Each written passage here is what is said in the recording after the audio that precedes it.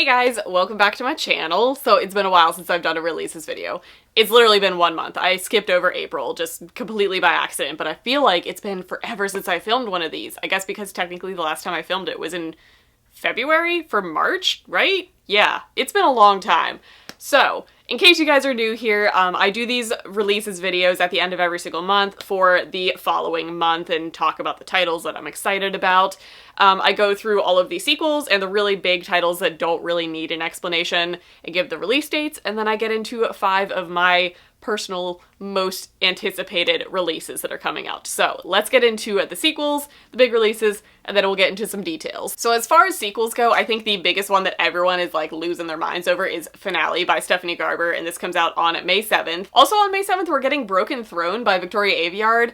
I don't think the whole Red Queen series is ever gonna end, like ever, but this is like a 4.5, I think, so technically a sequel. I don't know, the 7th is when that one's coming out though. Then on May 21st, we have Kingsbane by Claire Legrand. This is also a huge release for a lot of people. This is the follow-up to Furyborn in, what is the series called? Imperium? I think it's called Imperium, but this is coming out on the 21st. Okay, moving into just big titles, as in like big authors that really don't need an explanation as to why I'm mentioning them. We've got a lot of titles coming out on the 7th. That's apparently like the day to go to the bookstore, but we have Aurora Rising, which is like probably the biggest release of the, I don't know, Finale's pretty big too. I don't know. There's some big titles, but Aurora Rising by Jay Kristoff and Amy Kaufman is coming out, and the world is a-quakin' for it. We also have Again But Better by Christine Riccio, who is Pulling Banana Books here on BookTube, coming out on the 7th as well. We have The Bride Test by Helen Huang, which is a follow-up, I think kind of companion novel to The Kiss Quotient, which I am so excited for. I can't wait for that one, but also on the 7th, that's when we're getting that one. On May 14th, we're like moving ahead a week, we get There's Something About Sweetie by Senya Menon, which is like another one of her probably deliciously adorable YA contemporaries with some diversity rep in it. Okay, now moving into some of the titles that I am most excited about. A lot of these are actually contemporaries this month. For some reason, I'm just feeling the contemporaries that are coming out in May, so I'm gonna go in chronological order, so we're going back to May 7th. Like I said, that's the biggest release date of the month, in my opinion. The first title that I want to get more in depth with is With the Fire on High by Elizabeth Acevedo. This is her sophomore novel. Her first book was The Poet X, which was written in verse, and it took the world by storm. Everybody devoured this book. It was so vital and important and poignant and beautiful. So this book, though, is taking a turn, and it is not written in verse. It's going to be a narrative written in full-length form, and this is following Amani Santiago, who has dreams for herself, but she also has a lot of responsibilities kind of weighing on her. She is a senior in high school, she is a teen mother, and she's helping support her abuela, who I believe is having health issues. So it's just, there's a lot going on in her life. But she is not really letting that hold her down from achieving her dreams of being a famous chef. She adores cooking. Something about cooking just like brings out her art and her talent and her drive for life. Basically, this book is following her as she is in this like transition period of her life from like high school into adulthood, and if she can go to a famous culinary school to her dreams, but at the same time still caring for her family and her daughter.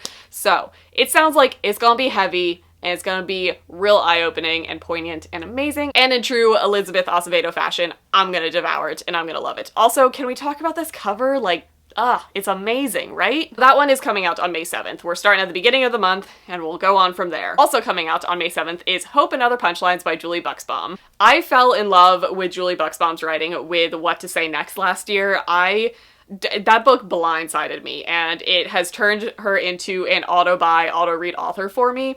And this one sounds like it's going to be pretty heavy. I mean, What to Say Next was pretty heavy, but it was still somewhat a YA contemporary with like still lighthearted concepts. This one I think is going to be similar, but a little bit heavier. It seems like her books are like transitioning into like darker topics. So this book is following a teenager named Abby who is living her normal teenage life, but she kind of has an alter online ego.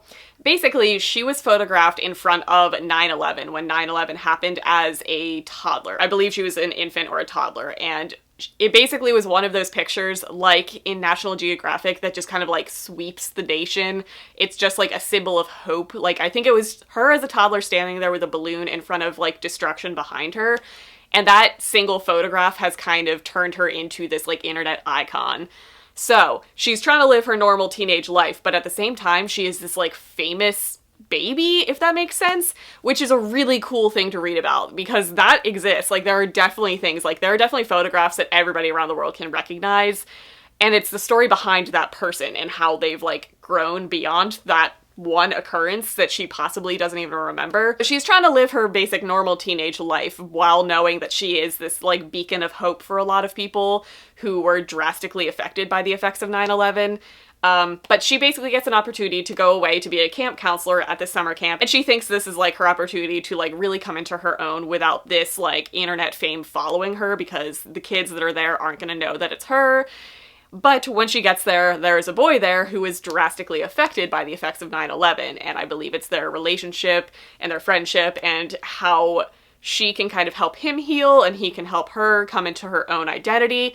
It sounds amazing. I honestly will read everything that she writes at this point. So this one is also coming out on May 7th. The next book I want to talk about is not YA, but it sounds fascinating to me, and that is called The Farm by Joanne Ramos. This also comes out on May 7th, and this sounds real dark and disturbing, and y'all know that's my jam, so I'm really excited about this book. So this is basically going to be a darker dystopian type of story that's giving me The Handmaid's Tale type of vibes, but modernized. So this is set in the future where there is this retreat that women can go to that you get everything taken care of. All expenses are met. You live a life of lavish luxury at this retreat for 9 months to basically grow the perfect human baby for really wealthy clients.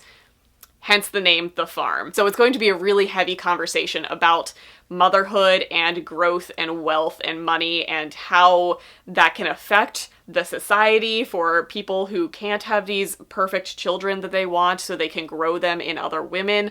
I think it's going to push the boundaries of where science is right now, and obviously this is a futuristic dystopian society. This does not exist, but it's going to open up a lot of questions. And this sounds so good. I am so excited for this book. I can't wait to get my hands on it. So May 7th is when we're getting this one. The next book I want to talk about comes out on May 14th, and it's possibly my most anticipated release of the month and possibly of the year just because of the hype that I've been hearing about it. And that is Red, White, and Royal Blue by Casey McQuiston. So I know everybody has been hearing the buzz about this, and it just sounds so good. Basically, the blurb of it is the first son of the President of the United States ends up falling in love with the Prince of England. Like, it's gonna be so cute. And all of my friends who have gotten arcs of this or early copies of this who have read it said that this is their favorite romance that they've ever read, and they have already reread it multiple times. That's all I need to know. That's literally like all. I'm sure there's going to be hijinks and friendships blooming into romances. It's a male-male romance. It sounds so good. So this one is coming out on the 14th, and I can't wait to read it. I can't wait. It sounds so good. Okay, and moving into the last Tuesday of May, May 28th, we are getting These Witches Don't Burn by Isabel Sterling.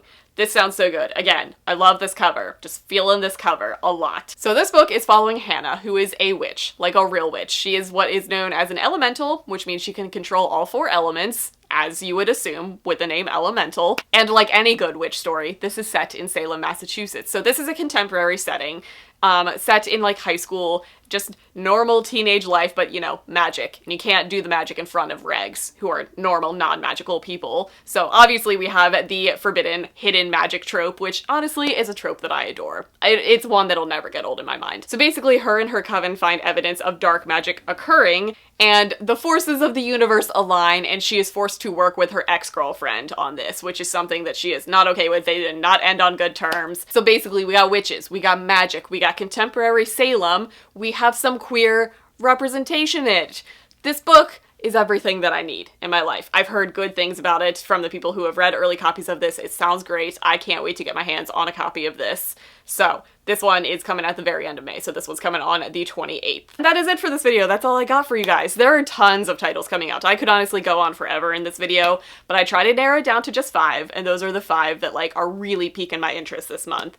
So let me know down in the comments what you guys are looking forward to. I'm sure it's a lot of the really big titles that I mentioned at the beginning of this video, because let's be real, everybody's gonna be reading those. But make sure you hit the subscribe button because I do these videos every single month, and I'll see you guys in my next one.